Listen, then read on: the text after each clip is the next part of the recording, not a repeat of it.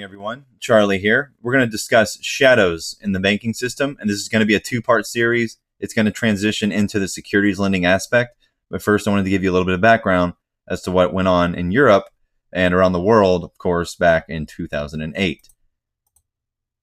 So, introduction. At the November 2010 CL Summit, following the completion of the new capital standards for banks, otherwise known as the Basel III, the G20 leaders warned of a potential that regulatory gaps may emerge in the shadow banking system.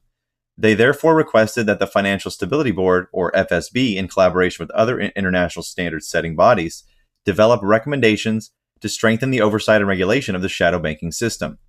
Now, the shadow banking system can broadly be described as credit intermediation involving entities and activities outside the regular banking system. According to one measure of the size of the shadow banking system, it grew rapidly before the crisis from an estimated 27 trillion in 2002 to 60 trillion in 2007 and remained at around the same level in 2010. Since this time, no study of this sort has been completed. The term started to be used widely at the onset of the recent financial crisis, reflecting an increased recognition of the importance of entities and activities structured outside of the regular banking system that perform bank-like functions. These entities and activities provide credit by themselves or through a chain that transforms maturity or liquidity and builds up leverage as in the regular banking system. So this is what we see happen between broker-dealers in securities lending and repo marketing. It's outside, technically speaking, of the regular banking system. However, it is still widely used by the banks outside of their own systems. So basically, these entities and activities provide credit by themselves or through a chain. They also typically rely on short-term funding from the markets, such as through repos and asset-backed commercial paper. Now, Supernote 3 says that based on such features, some authorities or market participants prefer to use the other term, such as market-based financing instead of shadow banking. I bet you would. It is important to note the use of the term shadow banking is not intended to cast a pejorative tone on the system of credit intermediation. However, the SFB has chosen to use the term shadow banking as this is the most commonly employed and in particular has been used in the earlier G20 communications. So there is some advantages to shadow banking, of course. Intermediating credit through non-bank channels can have advantages. For example, the shadow banking system may provide market participants and corporations with alternative source of funding and liquidity. It may also provide efficient credit in the economy, as some non-bank entities may have specialized expertise that enables them to provide certain functions in the credit intermediation chain more cost efficiently. So some disadvantages, of course, is that it can create super large financial risk. Short-term deposit-like funding of non-bank entities can lead to runs in the market if confidence is lost. This can runs in the market is when everyone goes and wants to sell. Now, these risks are amplified as the chain becomes longer and less transparent.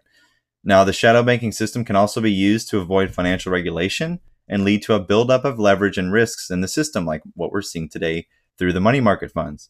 Enhancing supervision and regulation of the shadow banking system in areas where these concerns are highest is therefore important.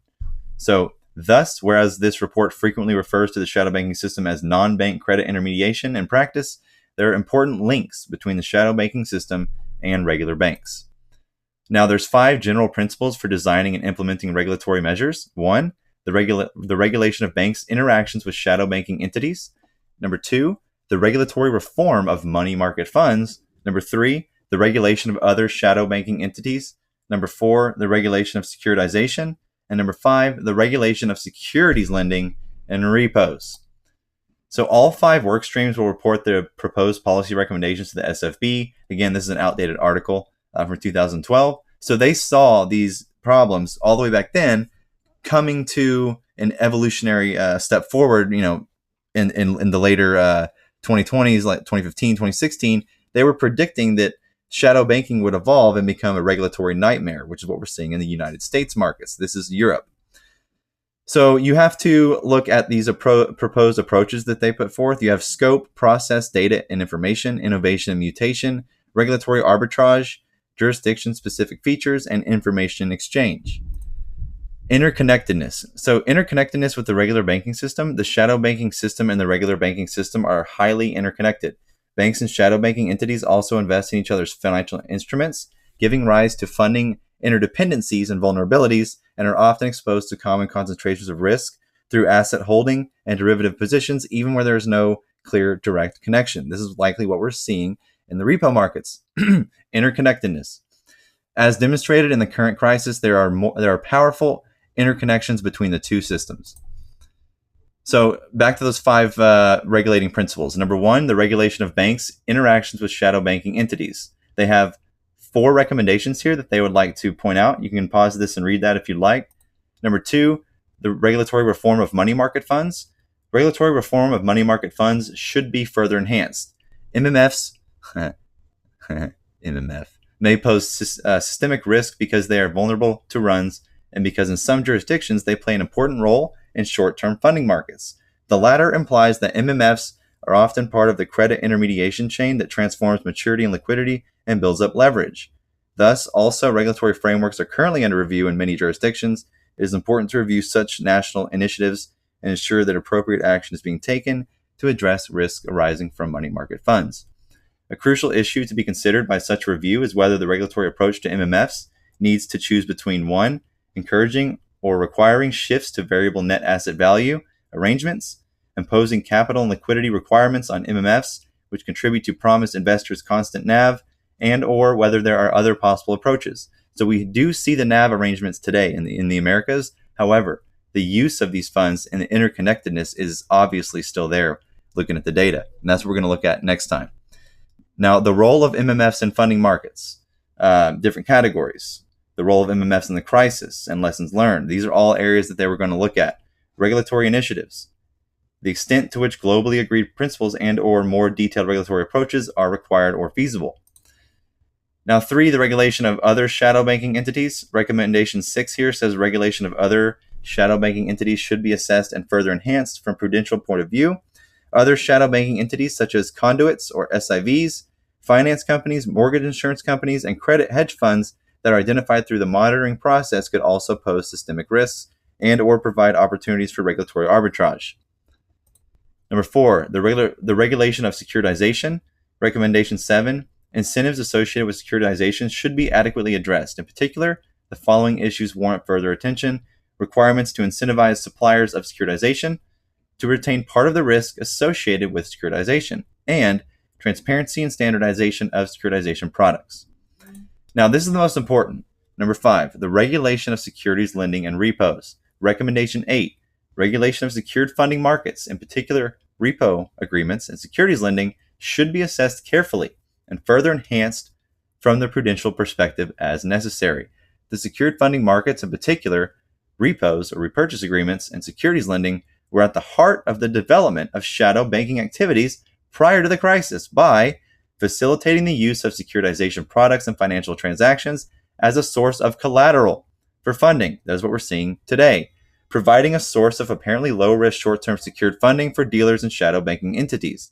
Number 3, leading to increased interconnectedness in the financial systems through chains of back-to-back transactions.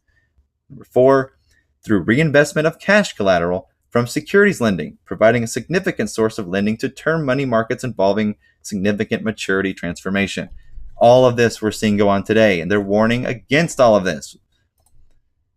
AIG securities lending and cash collateral reinvestment programs have, for instance, been highlighted as a key contributor to its failure. Imagine that. Regulating securities lending related cash collateral reinvestment programs could be introduced to place limits on the maturity of investments into which cash collateral is invested or on the types of instruments that are used for these investments. Limits on the use of customers' collateral to finance banks. Keyword, customers' collateral to finance banks and securities dealers. Rehypothecation may also be reviewed. Improving market infrastructure for secured funding markets. Strengthening market infrastructure, the SFT facility, for secured funding markets such as repo clearing, settlement, and trade reporting arrangements should be considered. SFT, but basically 10 years later. So instead of using the Fed Reserve for this as a central counterparty, we're gonna we should develop a service from the NSCC, the Central Clearinghouse. Okay, that's a good idea. Good job. Lastly, other recommendations on which implementation of existing initiatives will be monitored. Recommendation 9, 10, and 11. If you'd like to pause it and read it, go for it. Basically, underwriting standards for all relevant financial institutions should be rigorous. and continue to be improved as appropriate. So what do we know about GameStop's IPO? It was handled by the largest group in the American plus the largest group from Japan, Nikko Securities, and Salomon Smith Barney. They had a joint venture that were picked up by Travelers Group, and then Travelers Group ended up splitting off and to Citigroup, and then their investment banking branch was Salomon Smith Barney, who was the book runner for GameStop, and he was notorious. And there was lawsuits filed that same year, 2002, that there was IPO scandals involved with Salomon Smith Barney. And what he would do is, let's say he did it with GameStop. He would take GameStop shares in the IPO and he would distribute it around the world to his interconnected buddies in exchange for business, basically. So that's likely how the mess could have been created, just a theory, but it is a proven fact that Salomon Smith Barney was notorious for IPO scandals, and he was, in fact, caught in a bunch of IPO scandals in 2002, literally less than 4 months after GameStop came out. So this is the shadow banking. Now, the next part, we're going to look at the securities lending market, what's going on today, the data behind it, and then we're going to look at how it all works from easy to understand diagrams. So hopefully this helped. This is very relevant, so buckle up.